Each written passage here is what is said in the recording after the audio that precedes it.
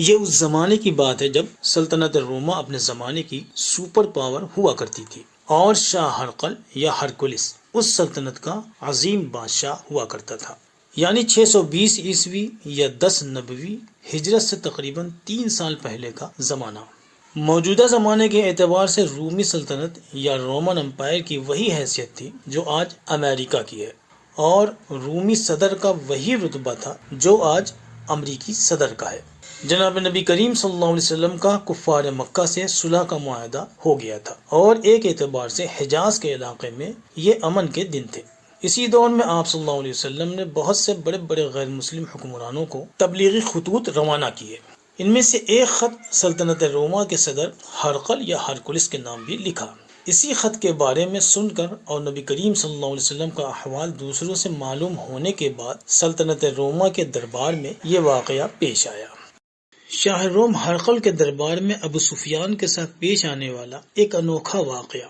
حضرت عبداللہ بن عباس رضی اللہ تعالیٰ عنہ روایت کرتے ہیں کہ ابو سفیان بن حرب نے یہ واقعہ مجھ سے اس طرح بیان کیا کہ شاہ ہرقل کے دربار میں اس کے آس پاس روم کے بڑے بڑے لوگ، علماء و وزراء و امراء سبھی جمع تھے۔ جب ہرقل نے ابو سفیان، ان کے ساتھیوں اور اپنے ترجمان کو بلوایا تھا، پھر ان سے پوچھا کہ تم میں سے کون شخص نبوت کا دعویٰ کرنے والے انسان یعنی محمد صلی اللہ علیہ وسلم کا زیادہ قریبی رشتہ دار ہے؟ ابو سفیان کہتے ہیں کہ میں بول اٹھا کہ میں اس کا سب سے زیادہ قریبی رشتہ دار ہوں۔ یہ سن کر ہرقل نے حکم دیا کہ اس یعنی ابو سفیان کو میرے قریب لا کر بیٹھاؤ اور اس کے ساتھیوں کو اس کے پیچھے بیٹھا دو۔ پھر اپنے ترجمان سے کہا کہ ان لوگوں سے کہہ دو کہ میں ابو سفیان سے اس شخص یعنی محمد صلی اللہ علیہ وسلم کے حالات پوچھتا ہوں، اگر یہ مجھ سے کسی بات میں جھوٹ بولے تو تم اس کا جھوٹ ظاہر کر دینا۔ ابو سفیان کا قول ہے کہ اللہ کی قسم، اگر مجھے یہ غیرت نہ آتی کہ یہ لوگ مجھ کو جھٹلائیں گے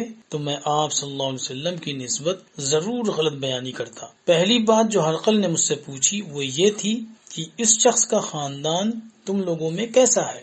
میں نے کہا کہ وہ تو بڑے اونچے عالی نسب والے ہیں۔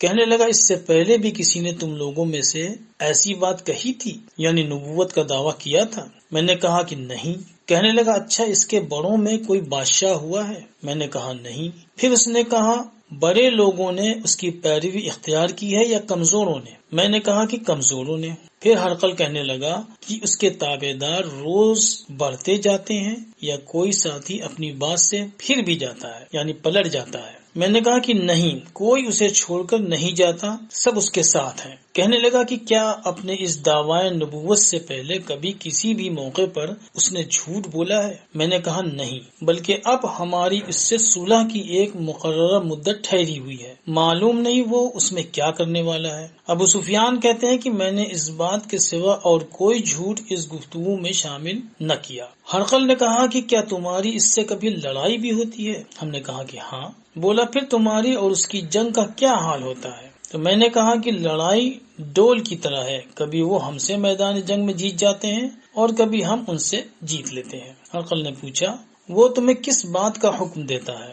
میں نے کہا وہ کہتا ہے کہ صرف ایک اللہ کی عبادت کرو، اس کا کسی کو شریک نہ بناؤ اور اپنے باپ دادا کی شرک کی باتیں چھوڑ دو، اور ہمیں نماز پڑھنے، سچ بولنے، پرہیزگاری اور صلہ رحمی کا حکم دیتا ہے۔ یہ سب سن کر پھر ہرقل نے اپنے ترجمان سے کہا کہ ابو سفیان سے کہہ دو کہ میں نے تم سے اس کا نسب پوچھا تو تم نے کہا کہ وہ ہم میں عالی نسب ہے اور پیغمبر اپنی قوم میں عالی نسب ہی بھیجے جایا کرتے ہیں۔ میں نے تم سے پوچھا کہ دعوی نبوت کی یہ بات تمہارے اندر اس سے پہلے کسی اور نے بھی کہی تھی تو تم نے جواب دیا کہ نہیں۔ تب میں نے اپنے دل میں کہا کہ اگر یہ بات اس سے پہلے کسی نے کہی ہوتی تو میں سمجھتا کہ اس شخص نے بھی اسی بات کی تقلید کی ہے، نقل کی ہے جو پہلے کہی جا چکی ہے۔ میں نے تم سے پوچھا کہ اس کے بڑوں میں کوئی بادشاہ بھی گزرا ہے؟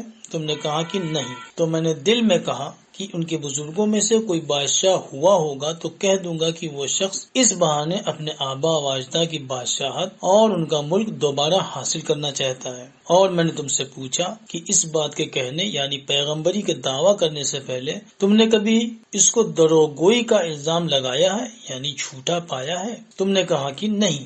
تو میں نے سمجھ لیا کہ جو شخص انسانوں کے ساتھ دروغ گوئی نہیں کرتا، یعنی انسانوں سے جھوٹ نہیں بولتا، وہ اللہ کے بارے میں کیسے جھوٹی بات کہہ سکتا ہے؟ اور میں نے تم سے پوچھا کہ بڑے لوگ اس کی پیروی کرتے ہیں یا کمزور لوگ؟ تم نے کہا کہ کمزور۔ تو دراصل یہی لوگ پیغمبروں کے متبعین ہوتے ہیں۔ اور میں نے تم سے پوچھا کہ اس کے ساتھی بڑھ رہے ہیں یا کم ہو رہے ہیں؟ تم نے کہا کہ وہ بڑھ رہے ہیں، اور ایمان کی کیفیت یہی ہوتی ہے حتیٰ کہ وہ کامل ہو جاتا ہے۔ اور میں نے تم سے پوچھا کہ آیا کوئی شخص اس کے دین سے ناخوش ہو کر مرتد بھی ہوتا ہے؟ تم نے کہا کہ نہیں۔ تو ایمان کی خاصیت بھی یہی ہے، جن کے دلوں میں اس کی مسرت رچ بس جائے وہ اس سے لوٹا نہیں کرتے۔ اور میں نے تم سے پوچھا کہ آیا وہ کبھی عہد شکنی کرتے ہیں، یعنی وعدہ خلافی کرتے ہیں؟ تم نے کہا نہیں، پیغمبروں کا یہی حال ہوتا ہے، وہ وعدے کے خلاف کبھی نہیں کرتے۔ اور میں نے تم سے پوچھا کہ وہ تم سے کس چیز کے لیے کہتے ہیں؟ تم نے کہا کہ وہ ہمیں حکم دیتے ہیں کہ اللہ کی عبادت کرو، اس کے ساتھ کسی کو شریک نہ ٹھہراؤ، اور تمہیں بتوں کی پرستش سے روکتے ہیں، سچ بولنے اور پرہیزگاری کا حکم دیتے ہیں۔ لہذا اگر یہ باتیں جو تم کہہ رہے ہو سچ ہیں تو عنقریب وہ اس جگہ کا مالک ہو جائے گا کہ جہاں میرے یہ دونوں پاؤں ہیں۔ مجھے معلوم تھا کہ وہ پیغمبر آنے والا ہے، مگر مجھے یہ نہیں معلوم تھا کہ وہ تمہارے اندر ہوگا۔ اگر میں جانتا کہ اس تک پہنچ سکوں گا تو اس سے ملنے کے لیے ہر تکلیف گوارا کرتا۔ اگر میں اس کے پاس ہوتا تو اس کے پاؤں دھوتا۔ ہرقل نے رسول اللہ صلی اللہ علیہ وسلم کا وہ خط منگایا جو آپ صلی اللہ علیہ وسلم نے دحیہ کلبی رضی اللہ عنہ کے ذریعے حاکم بصرہ کے پاس بھیجا تھا، اور اس نے وہ خط ہرقل کے پاس بھیج دیا تھا۔ پھر اس کو پڑھا تو اس میں لکھا تھا: بسم اللہ الرحمن الرحیم، محمد رسول اللہ صلی اللہ علیہ وسلم کی طرف سے سلطنت روما کے امیر ہرقل یا ہرکلس کے نام پیغام۔ سلام ہو اس پر جو ہدایت کی پیروی کرے۔ میں تمہیں اسلام قبول کرنے کی دعوت دیتا ہوں۔ اگر تم اسلام قبول کرو گے تو سلامت رہو گے، اگر انکار کرو گے تو تمہاری رعایا کا گناہ بھی تمہارے اوپر ہوگا۔ تم پر لازم ہے کہ اللہ کی وحدانیت کو مانو اور اس کے رسول پر ایمان لاؤ۔ اگر تم انکار کرو گے تو دنیا و آخرت میں خسارے میں رہو گے۔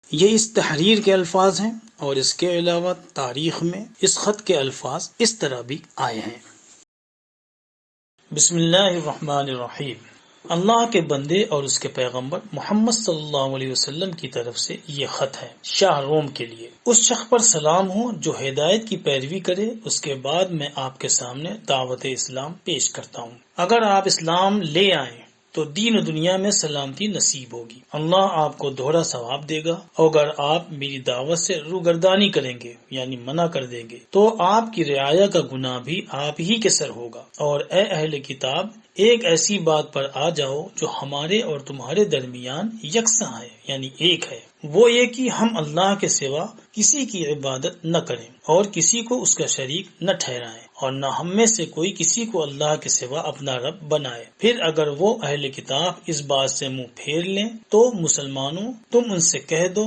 کہ تم مانو یا نہ مانو، ہم تو ایک اللہ کے اطاعت گزار ہیں۔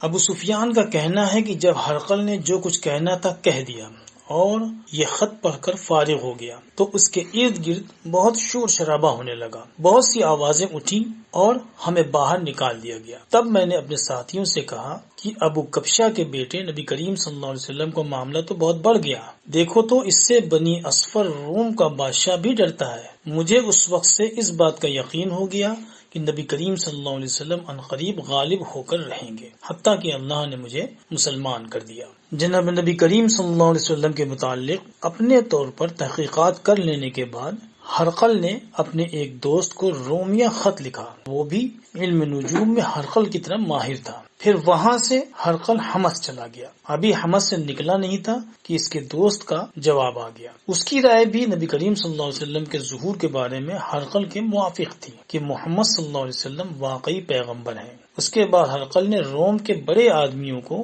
اپنے حمص کے محل میں طلب کیا اور اس کے حکم سے محل کے دروازے بند کر دیے گئے۔ پھر وہ اپنے خاص محل سے باہر آیا اور کہا: اے روم والو، کیا ہدایت اور کامیابی میں کچھ حصہ تمہارے لیے بھی ہے؟ اگر تم اپنی سلطنت کی بقا چاہتے ہو تو پھر اس نبی کی بیعت کر لو اور مسلمان ہو جاؤ یہ سننا تھا کہ پھر وہ لوگ وحشی گدھوں کی طرح دروازوں کی طرف دوڑے مگر انہیں بند پایا۔ آخر جب ہرقل نے اس بات سے ان کی یہ نفرت دیکھی اور ان کے ایمان لانے سے مایوس ہو گیا تو کہنے لگا کہ ان لوگوں کو میرے پاس لاؤ۔ جب وہ دوبارہ آئے تو اس نے کہا، میں نے جو بات کہی تھی اس سے تمہاری دینی پختگی کی آزمائش مقصود تھی، سو وہ میں نے دیکھ لی۔ تو یہ سن کر وہ سب کے سب اس کے سامنے سجدے میں گر پڑے اور اس سے خوش ہو گئے۔ گویا ہرقل تو ایمان لانے کے لیے تیار تھا لیکن اس کی قوم تیار نہیں تھی۔ بالآخر ہرقل کی آخری حالت یہی رہی، یعنی نہ اس کی قوم ایمان لائی اور نہ ہی وہ ایمان لایا۔ وہ سجدوں کے شوقین غازی کہاں ہے، زمیں پوچھتی ہے نمازی کہاں ہے، زمیں پوچھتی ہے نمازی کہاں ہے۔